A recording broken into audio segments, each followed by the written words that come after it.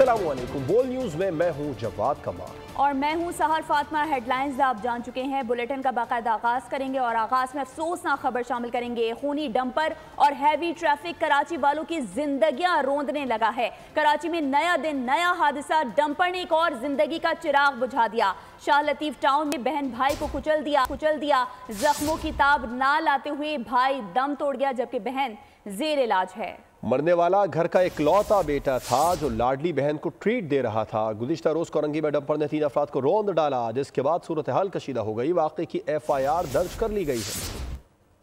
बहन को खाने पर ले जाने वाला हिजाब ने मार्शल आर्ट्स मुकाबले में पहली पोजीशन ली थी, जिसकी खुशी में भाई बहन को खाने पर ले जा रहा था। जाँ बहक नौजवान के दोस्त उवैस ने बताया हसनैन वालदैन का इकलौता बेटा और 2 बहनों का भाई था। ये लोग लांडी में रिहाइश पजीर हैं। अपनी बहन के साथ आ रहा था।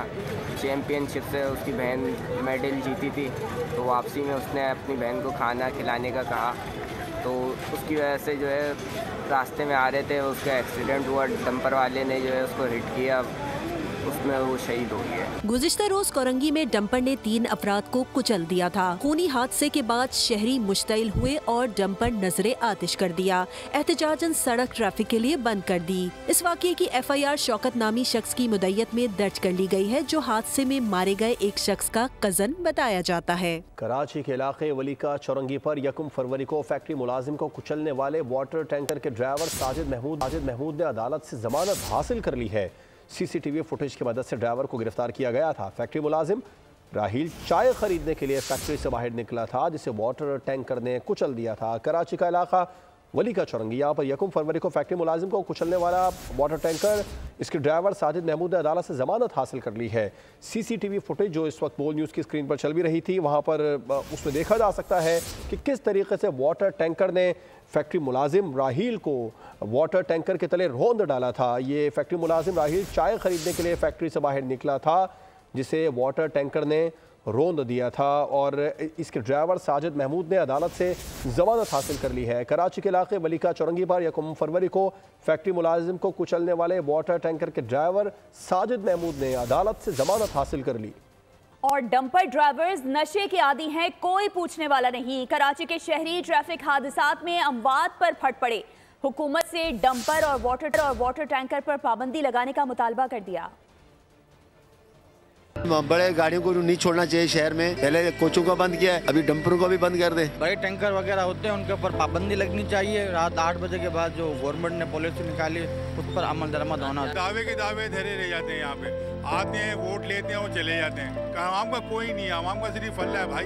पैसे दे के छोड़ दिया जाता है, ये नहीं किया जाए। उन पे सख्ती की जाए। ये लोगों की जानें चली जाती हैं, ये लोग नशे करके गाड़ियां चला रहे होते हैं। कराची में कातिल डंपरों को रोकने वाला कोई नहीं है। 36 घंटों के दौरान ट्रैफिक हादसात में 8 अफराद जान की बाजी हार गए। रवां साल अब तक 96 अफराद जान बहक और 1300 से ज्यादा जख्मी हो चुके हैं। कराची में ट्रैफिक के बढ़ते हादसात, सिंध हुकूमत ने दिन के औकात में शहर में डंपर्स के दाखिले पर पाबंदी आयद करने का फैसला किया है। डंपर्स को रात 11 से सुबह 6 बजे तक शहर में दाखिले की इजाजत होगी। Sindh solid waste management board को 3 माह के अंदर रात के वक्त ऑपरेशन करने का हुक्म दे दिया गया है। शहर में चलने वाली तमाम बड़ी गाड़ियों और ड्राइवर्स की फिजिकल वेरिफिकेशन करने का भी फैसला किया गया है। गाड़ियों को महकमा ट्रांसपोर्ट से QR कोड लगाकर सर्टिफाइड किया जाएगा। वाटर बोर्ड के टैंकर्स की भी 1 माह में इंस्पेक्शन की जाएगी। मोटरसाइकिल सवारों के लिए आगाही मुहिम चलाई जाएगी। ट्रैफिक की खिलाफ वर्जी पर चालान में 4 गुना इजाफे भी होंगे।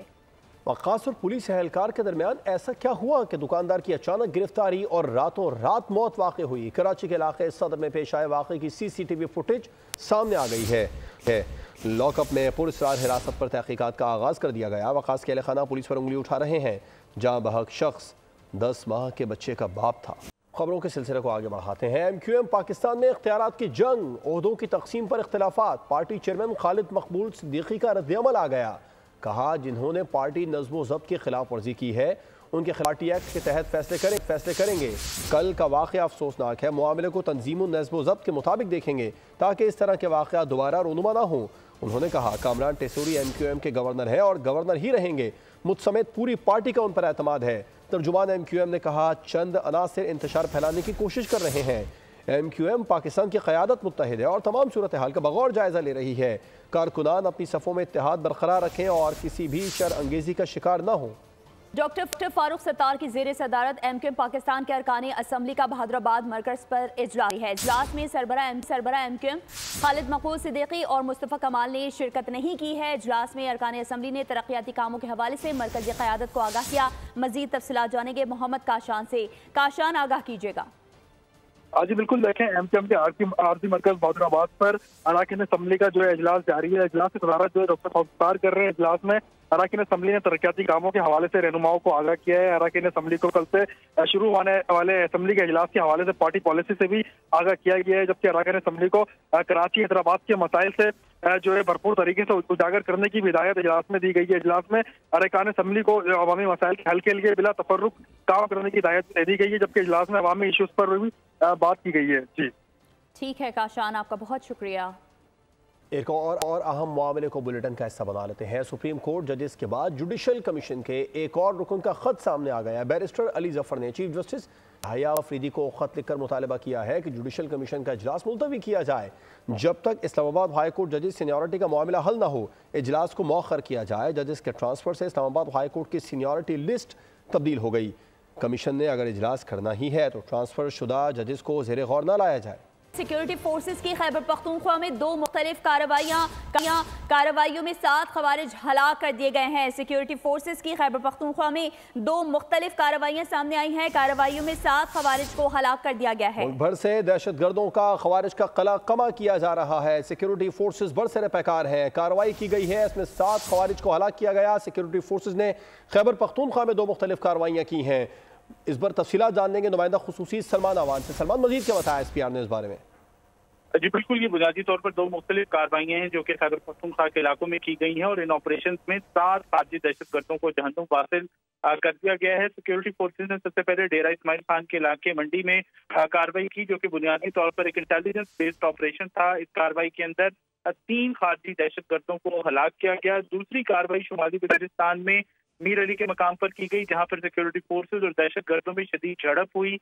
झड़प के दौरान फायरिंग के तबादले में इत्तला ये है कि 4 खारजी दहशतगर्द मारे गए हैं, जबकि 3 खारजी दहशतगर्दों के जख्मी होने की ISPR की जानिब से तस्दीक की गई है। दोनों इलाकों में, यानी कि डेरा इस्माइल खान के इलाके में और उसके साथ साथ मीर अली में इस वक्त सैनिटाइजेशन ऑपरेशन किए जा रहे हैं ताकि बचे कुछ खारजी दहशतगर्दों, उनके सहूलतकारों को खत्म किया जा सके, उनका मुकम्मल तौर पर फलाकमा किया जा सके। जी, सैनिटाइजेशन ऑपरेशन किए जा रहे हैं ताकि दहशतगर्दों का मुकम्मल तौर पर कलाकमा किया जा सके, उन्हें ढूंढा जा सके। सिक्योरिटी फोर्सेज की खैबर पख्तूनख्वा में 2 मुख्तलिफ कार्रवाइयों में 7 खवारिज हलाक। सिक्योरिटी फोर्सेज ने DI खान के इलाके में डी में खुफिया मालूमात पर ऑपरेशन किया की जानिब से कि दहशतगर्दों का पीछा करेंगे, उनका ताक़ुब करेंगे और उन्हें ढूंढ कर निशाना बनाएंगे। बिल्कुल उसी तरीके से कार्रवाइयाँ की जा रही हैं। 7 खवारिज को जहन्नुम वासिल कर दिया गया। आगे बढ़ते हैं। सुप्रीम कोर्ट बेंचेस के इख्तियारात पर जस्टिस मोहम्मद अली मजहर का इजाफी नोट जारी कर दिया गया है, जिसमें उन्होंने लिखा है कि कवानीन के आईनी होने या ना होने का जायजा सिर्फ आईनी बेंच ही ले सकता है। किसी रेगुलर बेंच के पास आईनी तशरीह का इख्तियार नहीं है। रेगुलर बेंच को वो नहीं करना चाहिए जो इख्तियार आइन उसे नहीं देता। आईनी बेंच ने दुरुस्त तौर पर 2 रुकनी बेंच के हुक्मनामे वापस लिए।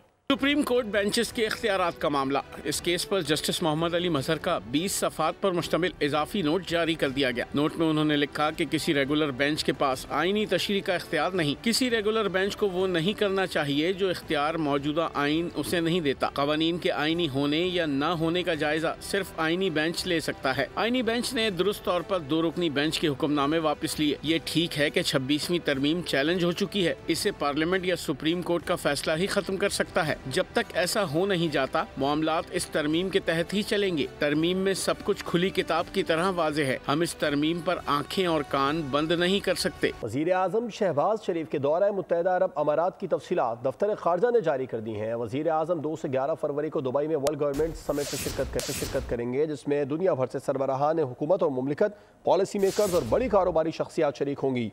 ये दौरा मुत्तहिदा अरब अमारात के नायब सदर वज़ीर आज़म और दुबई के हुक्मरान मोहम्मद बिन राशिद अल मक्तूम की दावत पर किया जा रहा है। और कराची के मसाइल को तरजीही बुनियादों पर हल किया जा रहा है। पीपल्स पार्टी के रहनुमा सईद गनी कहते हैं, नफरत की सियासत को हमेशा के लिए दफन करना होगा। हमने रंगो नस्ल के तासुब से बालातर होकर आवाम की खिदमत की। सिंध हुकूमत आवाम के मसाइल के हल के लिए कोशा है। कराची ने वो नुकसान उठाया है जिसका नतीजा आज भी भुगत रहे हैं। कराची शहर को हम पीपल्स पार्टी का गढ़ बनाएंगे।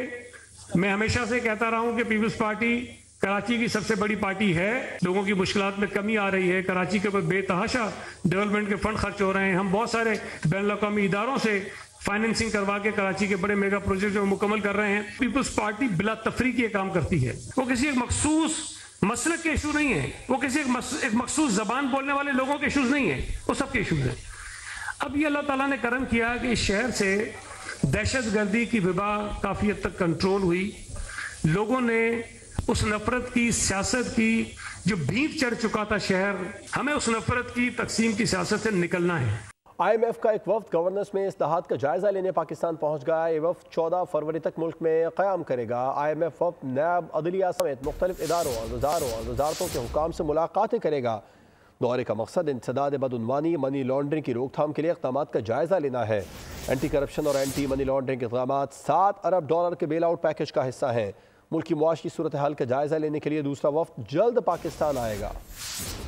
अब आपको बताएं कि अफराते ज़र मई 2023 के मुकाबले में 38% कम होकर दिसंबर 2024 में 4.1% पर आ गया। ज़र मुबादला ज़खायर $4.4 बिलियन से बढ़कर $11.73 बिलियन हो गए हैं।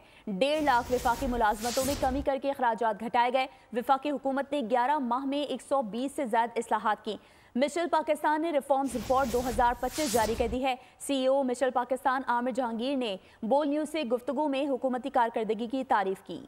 ये 11 महीनों में जो पाकिस्तान में इस्लाहात की गई हैं उनका जायजा लिया गया है इस रिपोर्ट में, जिसमें कोई 20 से ज़्यादा इस्लाहात की गई हैं। रिपोर्ट 11 महीनों की पूरी परफॉर्मेंस सामने लेके आती है, जबकि जो इंटरनेशनल रिपोर्ट्स आती हैं इदारों की तरफ से वो उसके अंदर जनवरी से मई तक का सिर्फ डेटा होता है, जिसकी वजह से सही असेसमेंट जो है वो सामने नहीं आ पाती गवर्नमेंट की। तो इस रिपोर्ट में आपको जनवरी से लेके फरवरी तक की जो है तो लास्ट इत्तलात तो ही है वो सारी शामिल की। ये 11 महीनों में जो पाकिस्तान में इस्लाहात की गई हैं उनका जायजा लिया गया है इस रिपोर्ट में, जिसमें कोई 20 से ज़्यादा इस्लाहात की गई हैं। रिपोर्ट 11 महीनों की पूरी परफॉर्मेंस सामने लेके आती है, जबकि जो इंटरनेशनल रिपोर्ट्स आती हैं इदारों की तरफ से वो उसके अंदर जनवरी से मई तक का सिर्फ डेटा होता है, जिसकी वजह से सही असेसमेंट जो है वो सामने नहीं आ पाती गवर्नमेंट की। तो इस रिपोर्ट में आपको जनवरी से लेके फरवरी तक की जो है तो लास्ट इत्तलात तो ही है वो सारी शामिल की गई। मैं हमेशा कहता हूँ कि गवर्नमेंट और अथॉरिटीज और स्टेट एज होल हमेशा कोई ना कोई काम कर रही होती है। जो तरक्की पजीर ममालिक हैं उनमें ऐसा लगता है कि कोई अहाता नहीं किया जाता कि what is the work that is being done by the local people. तो in that regard it's a good report, पर इस रिपोर्ट की एक शॉर्ट कमिंग ये है कि ये quality of work, breadth of work और जिसे कहेंगे डेप्थ ऑफ वर्क पे कोई कमेंट नहीं कर रही, यानी कि कोई एनालिसिस नहीं पेश कर रही। लाहौर थाना मनावा की हुदूद में पुलिस एहलकार पर भिखारी खातून से ज्यादती का इल्जाम। पुलिस एहलकार ने ज्यादती करने से रोकने और वीडियो बनाने वाले शख्स को भी फायरिंग करके जख्मी कर दिया। जख्मी नौजवान को तिब्बी इमदाद के लिए अस्पताल मुंतकिल कर दिया गया।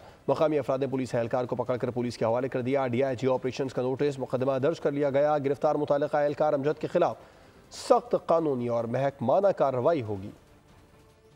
तो उधर लाहौर के इलाके सांदा थाना की हुदूद में खातून को गला काट कर कत्ल कर दिया गया है। मकतूला की शनाख्त 28 साल रिदा के नाम से हुई है। पुलिस ने लाश को तहवील में लेकर कार्रवाई शुरू कर दी। पुलिस के मुताबिक वाकया घरेलू नाचाकी का लगता है। खातून के शौहर और दीगर अफराद को भी तहवील में ले लिया गया। फ़लस्तीनियों का हक कायम रहेगा, इसे कोई छीन नहीं सकता है। सऊदी अरब ने नेतन्याहू की तजवीज़ को मुस्तरद कर दिया। सऊदी वजारत खारजा का कहना है कि फ़लस्तीनी अवाम का अपनी सरजमीन पर हक है।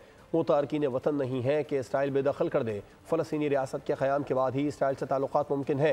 मुत्तहिदा अरब अमारात ने नेतन्याहू की तजवीज़ को काबिल मज़म्मत, इश्तियाल अंगेज़ करार दिया। मिस्र ने नेतन्याहू की मजम्मत करते हुए इस गैर जिम्मेदाराना कहा। मिस्र की वजारत खारजा ने कहा है कि नेतन्याहू की तजवीज़ सऊदी अरब की खुद मुख्तारी की खिलाफ वर्जी है। मिस्र ने अरब लीग का हंगामी इजलास तलब कर लिया।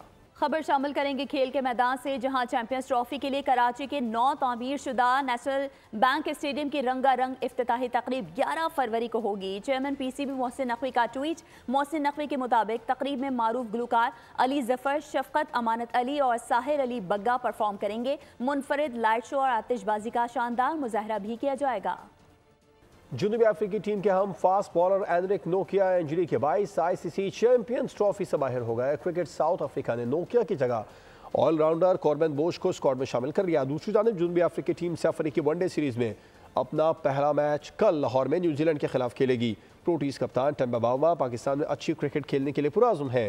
प्रेस कॉन्फ्रेंस में कहा, कंडीशंस देकर प्लेइंग 11 का फैसला करेंगे। न्यूज़ बुलेटिन से फिल वक्त इतना ही। मजीद खबरों और अपडेट्स के लिए विजिट कीजिए हमारी वेबसाइट bolnews.com और देखते रहिए बोल। सब्सक्राइब करें और बेल दबाएं ताकि कोई खबर रह न जाए।